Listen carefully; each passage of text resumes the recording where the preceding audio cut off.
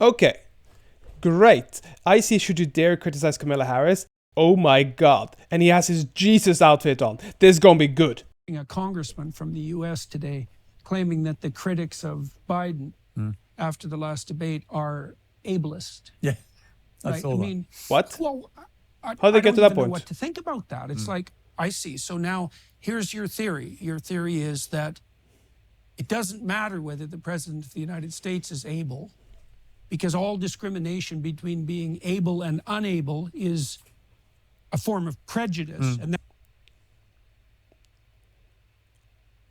The train of thought is going on is extremely scary. Because let's say he is right here. Let's say everybody thinks that it's about being ableist, so she's not able to run a country, and therefore she can't actually be a efficient president. And by saying that, you're an ableist, because now you can't actually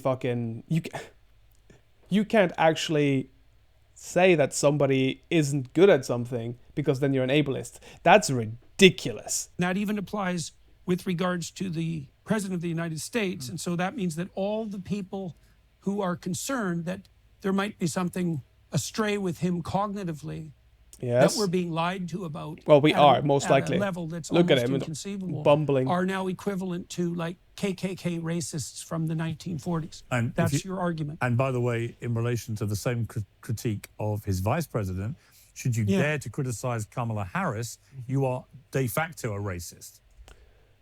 Well, I can criticize her because she's apparently black, but she's actually Indian. So, well, from what I've seen, I don't like her. I don't like her at all. She doesn't seem genuine. She seems like she's just trying to win a popularity contest. It seems like every time she tries to be deep or thought-provoking, it sounds like some sort of fortune cookie thing. Oh, weather today, good.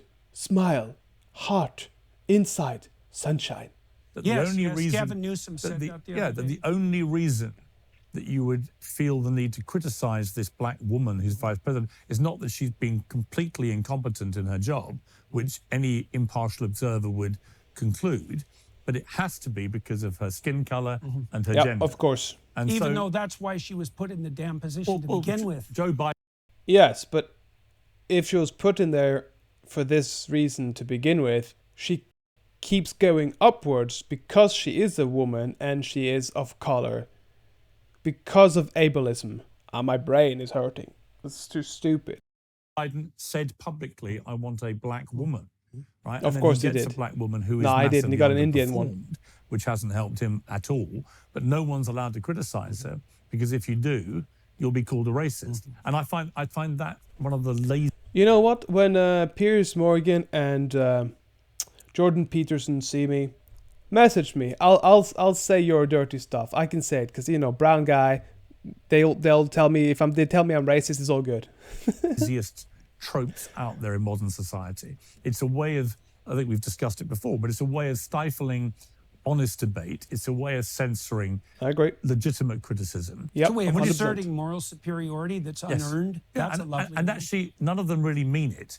I mean, it is the genuine epitome of virtue signaling. What they're really, I mean, I remember for example, I remember when the George Floyd murder happened. Oh no, not this shit again. The Black Lives Matter stuff. I remember that soon after that, there was a Black Square Day announced on Instagram, where everybody had to signal. You know what? Okay, rant time. Fuck this shit. Whenever that fucking Black Square thing happened, I looked to my brother and I said, this is a bunch of people that are virtue signaling and saying how much they care, and this will be gone within a month. Everybody will have forgotten about it. This is just like signing a petition. It doesn't work. Nobody gives a shit. Nobody will give a shit afterwards. It is ridiculous. Don't put a fucking Black Square. Go out. Support people. Help people. Donate. Oh, maybe not donate, because the donation seemed to also be a scam. There was 3 people that took the money in the end, right? I do not see these things as positive. Listen, I know some people will consider me brown, some people will consider me black, depending on your perspective, viewpoint. I don't care. It's not the point. But the people I know around me that was white asked me if I was okay. Like I fucking knew George Floyd. Like I was like, oh, my uncle just got murdered by the police. No. I didn't know him. I had no fucking idea who that dude was. Like, he was American, for God's sake. I'm Norwegian. Jesus. Their virtue about this by doing a black square. Now, I'd spent the entire morning on Good Morning Britain hosting debates about the George Floyd killing and showing enormous empathy and support for Black Lives Matter and what had happened. This was very early stages before a lot of stuff came out about the organization Black Lives Matter, which was really with a rather bad. different gloss on them. But the principle that, you know, this had been a terrible killing, that this man should never have been killed, that it was possibly racially motivated, all that kind of stuff. I was debating this with a... It was racially motivated, and if it wasn't, let's be honest, if it was a white person and he said, I can't breathe, I can't breathe, I can't breathe, I can't breathe, I can't breathe, and repeat, they would have taken their foot off the neck. But like, I'm not saying it was just that. I'm saying it was definitely aggravated due to that. Absolutely open mind and being very empathetic to all these arguments. But I didn't do my black square on Instagram. And my sons got in touch with me and said, Dad, you got to do your black square. I went, why? We're getting criticized because you haven't done it. And I actually had posted a picture of a bottle of rosé wine because I was having one in my local square. And I hadn't given any thought to the rule that I had to signal my virtue about this thing. And I then got absolutely annihilated by people saying, how dare you do this? Where is your black square? And I remember thinking, but all of you are going to go right back tomorrow morning to posting inane, self-aggrandizing. 100%. This is what I was talking about just now. This is what I was ranting about. Listen, I actually quite like Piers Morgan. I quite like Jordan Peterson. Of course, they have stuff I don't agree with. That's a big part of being human and having your own thoughts. If you didn't, well, then you're either just following suit or you just don't think. That's okay. Don't worry. If that's how life is easier for you, that's fine. No single problem. However, him doing his job and talking about it is more important and gets more people looking at the incident than him putting a black square. And the black square don't mean shit. All it means is that you stand by something that you don't give a shit about. Photographs of yourselves on beaches or in nightclubs or in Ferraris or whatever.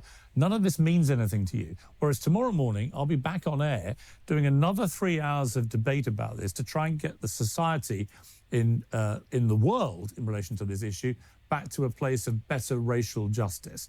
Now, which one is going to have a better effect? I already said influencing people's minds. There you go, be an ableist again. Right, and that's the point, is that I found it such a trite and kind of pointless example of this cult of virtue signaling. It's worse than that. So I just finished a book, which is going to be published in November, and I walked through a sequence of biblical stories trying to explain what they meant psychologically, and I spent some time on the book of Exodus for obvious reasons, and there's a commandment in there that people misapprehend. So I think it's the third commandment. Don't use God's name. Thou shalt not use the Lord's name in vain. And people think... Not gonna lie, if that was a smiteable offense, I would be dead by now. I say God damn it all the time. That means don't swear or curse. And it sort of means that. There's a peripheral meaning that is associated with that casual use of the sacred, let's say. But that isn't what it means. It means don't claim divine virtue when you're working for your own purposes. And the same thing. I quite like that. I'm not a big biblical fan, but don't utilize God's name when you're working towards your own goal. It's a very powerful saying, and it's a great example of a lot of priests today that take the money from the congregation and builds wealth for themselves. And that's like one of the greatest amount of sins, because you are utilizing God, of which should be a sacred entity, to profiteer. It's actually, I really like that quote. Thing happens in the gospel account, say, because the Pharisees, who are Christ's primary enemy, are the people he accuses of utilizing the sacred, the deepest So you could say compassion, even given its proper place, for their own self-aggrandizement. They're praying in public. They're trying to occupy the best seats in the marketplace. They want the best seats in the synagogues, etc. That's the accusation. And so that virtue signaling, it's not merely, it's an expression of an unbelievably deep and ignorant narcissism, right? It's part of the victim-victimizer narrative, first of all, which explains all of history with no cognitive effort. And then it's these performative gestures that make you morally virtuous. Yes. I have been ranting about this for so fucking long. The hypocrisy, the morally virtuous, the people that are saying if you do not do this like everybody else, you do not care. And a lot of the times, the people that aren't doing it tend to care more. For example, I have a brother and he works at a place, I don't want to say exactly where, but he works within healthcare. A lot of the people there that are working there are incredibly lovely people, but they are incredibly inauthentic. Oh, is it okay with you? Oh, are you okay? My brother don't do that. But he cares. He genuinely cares. When he asks, he means it. When he wants to help, he really wants to help. It's not this virtue signaling showing everybody else how nice you are, but you're actually being nice, even though he might look like the mean guy. But he's really the one that cares. And this is the thing that it's been bothering me, the hypocrisy. Because he will call it virtue signaling. It is, yes, of course it is. Jordan Peterson is correct. But it's also hypocrisy. Because they want to show everybody else how good they are while not doing the things that makes them good. That's being a hypocrite. Right, and one of the consequences of that too is as soon as you're morally virtuous like that, you get to specify the victimizer who's your enemy and tear them into shreds, and that's actually a moral act. And I mean, you saw a bit of that, you said, with the black square. Yeah. But it's also the Crusaders. But it was fascinating to me that my own children, all in their 20s at the time, that they were being contacted by friends saying, why has your dad done this picture of a bottle of wine? Sadly, it's because you're famous. I don't really think it's any deep meaning to it. It's just that you're famous. If it was some random dude's dad, they wouldn't have given a shit. But because you are a big person on TV and you have a large amount of influence, that's why people do it. Where's his black square? Yeah. And they were kind of damned by association. Yeah. And were keen for me to rectify this problem. Yeah. And I had to say But there's a tribal signaling there too. yeah, and I said, guys, I'm not going to do it. I'm sorry. I'm just not going to feel bullied into doing something that I think actually is pointless and trite, and that all the people doing it don't really care much about this cause and will be very quickly back to their normal work on 125,000%. pumping themselves up and showing off and all the things people do on Instagram. I said, I'm just not going to play this game. Well, there's no cost to doing it, right? To putting up a black square. Right. There is no cost to doing it, but it does to some degree dig into your moral compass or your ideologies. So, for example, if I didn't put a black square, I didn't believe in it. And my beliefs were that if I want to do something, I made a podcast about it. And me and my brother, we spoke about it for 2 hours about how the police could do different things or how people can get together and help the family of Floyd, etc., etc. But we didn't post any black squares. I do not believe it is a moral superiority to showcase how much you should care while not doing anything, rather than being the one that just does something and doesn't post the, as he said, trite content. You can indicate someone's commitment. That's exactly right. There's no sacrifice. There's no hard work. Why did you required. use sacrifice? Is that?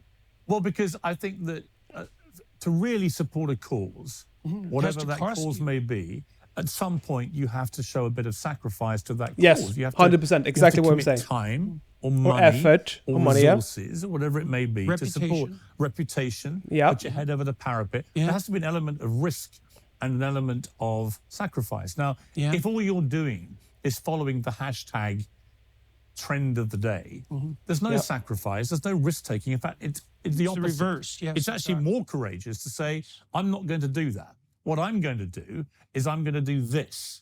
And it's a far more tangible and effective way of trying to get racial injustice to a better place. I mean, it's difficult to add something onto what I already said here, especially when they're saying it in very good ways and elaborating as well. Which everybody should share that desire. And I just feel that it comes back to what you said earlier about the victimhood generation. Yes, 100%. The one common theme of the people who play that victim card all the time is they almost never show any sacrifice.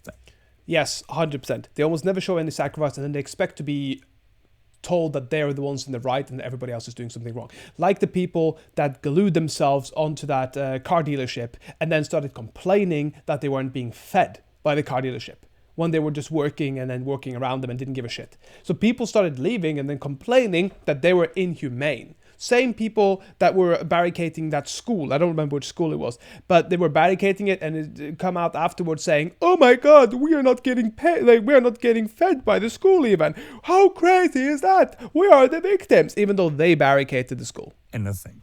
It's all about themselves. Yes. It's all about, how can I get pity? How can I be showered in sympathy? How can I become almost All about famous for attention. failure and celebrated for it? Not about Rather than failure, but the way I was brought up, I get what you mean. which is you celebrated success. Yeah. You drowned your sorrows with failure. Yeah, You didn't alcohol. let it take you down or destroy you, and you dusted yourself down and got back on with it. But the idea of celebrating failure, the idea of celebrating coming last at the school sports day, the idea that Another pet peeve of mine, participation medals. It's not that being a participant isn't good, but the medal for participation should be the event itself, not like an actual medal. But like, I get it when you're like super young and you're like trying to push them to getting into the competitive scene. But I'm talking about, there is a first, a second, and a third place medal, and maybe a fourth place, depending on how people are doing it.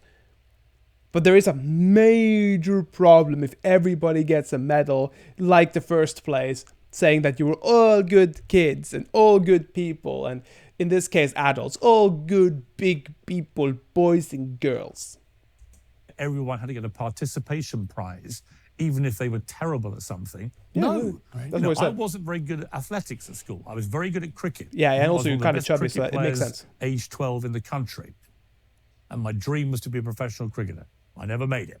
My other dream was to be a journalist. I made that. But I was terrible at athletics. My two brothers were brilliant at athletics. They used to win everything. But I used to always win the non-finalist race. And I was very happy about that. Because I said to my... What is that? Well, so everyone who didn't win a race got put in the non-finalist race. So you were the kind of lepers with the most fingers, right? For want of a crass Lack phrase. of a better word, And huh? the point was that you were competing against other losers, but you could still win something. So he won the losers bracket for all you gamers out there. He was playing Super Smash. He got sent to the losers bracket and won that.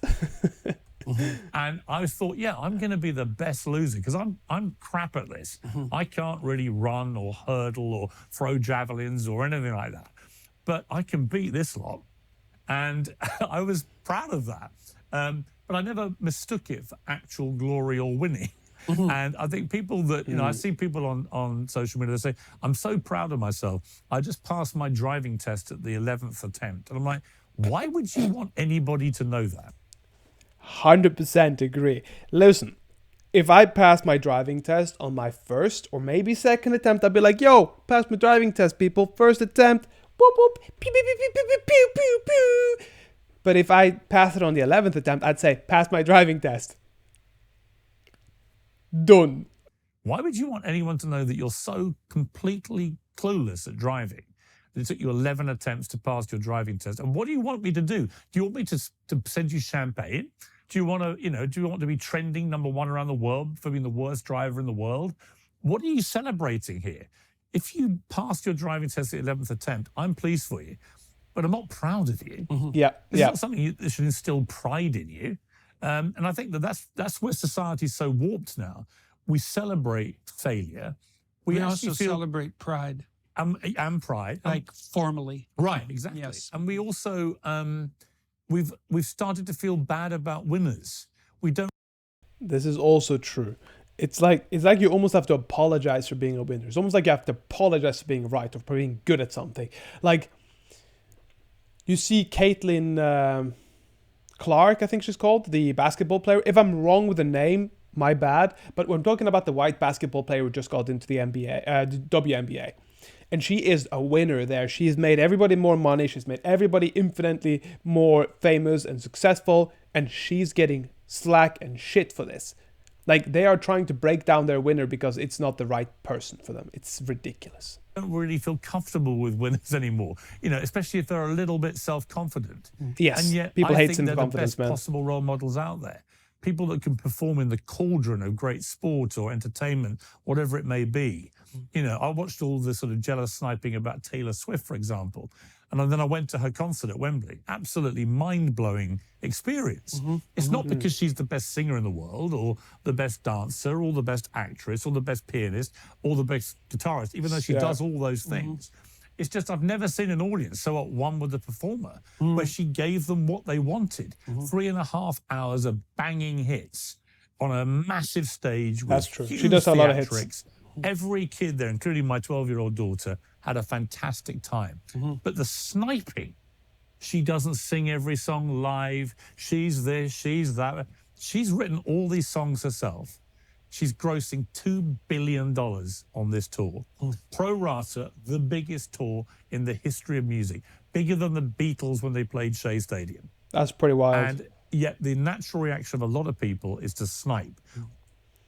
Yes, people are uncomfortable with people succeeding. Even, and I know this might sound cocky, but even when I have a slight success on YouTube or here on streaming platforms, people come into the chat saying you'll never amount to shit. And I get it. I understand. People that have the confidence to put themselves out there and speak their own opinions will often have massive opposition.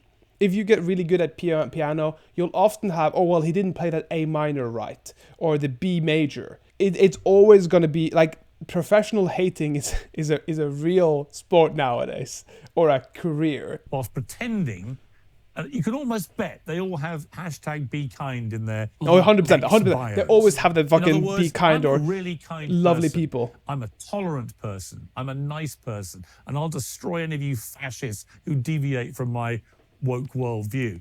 But when it comes to Taylor Swift, I'm going to bitch all over her. Yeah. I'm going to trash her. I'm going to be envious and resentful and jealous and all these things, which flies completely in the face of what they're pretending to be. And it's that complete double. That's kind of why I don't pretend to be a good person. I don't like Taylor Swift, not because she's not a good performer, it's not because she hasn't written her songs. I don't like the energy she brings out. I don't like the type of person she is. But I'm not going to sit there and say be kind. I'm an asshole. You can be mean to me too. I mean, I'm not going to sit and try to snipe her. I'm not bothered by her being a great singer. I'm not bothered by her being successful. Good on her. Good on her. Everybody that succeeds, good on you guys. I root for you. Not everybody, and not the minor, the people who like minors, but the rest of you guys that aren't the people who do things that are bad to others on purpose. Except for them, everybody that succeeds, great, good for you. If you're my competition, we'll have to fight on trying to get up, and I will wish you the best, but I will give my best. Double standard that I see with so many of the, Right. Well, for want of a better phrase, the woke brigade, as I call them. But it is as Elon Musk has said, it's a mind virus, and they are actually leading lives and behaving in a way that is completely the opposite of what they are masquerading as.